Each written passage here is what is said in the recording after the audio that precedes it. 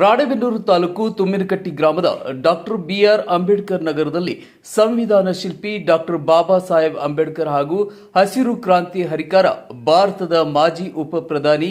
Doctor Babu Jagjivan Ram ಅವರ ಜಯಂತ್ಯೋತ್ಸವವನ್ನು doctor B R Ambedkar ಯುವಕ ಸಂಘ ವತಿಯಿಂದ ಬಹು ವಿಜೃಂಭಣೆಯಿಂದ ಜಯಂತಿ ಆಚರಿಸಲಾಯಿತು. ಈ ಸಂದರ್ಭದಲ್ಲಿ ತುಮ್ಮನಕಟ್ಟಿ ಗ್ರಾಮ ಪಂಚಾಯಿತಿಯ ಸದಸ್ಯರು ಕಾವ್ಯ ಬರ್ಮಪ್ಪ ಗೋವಿನಹಾಳ,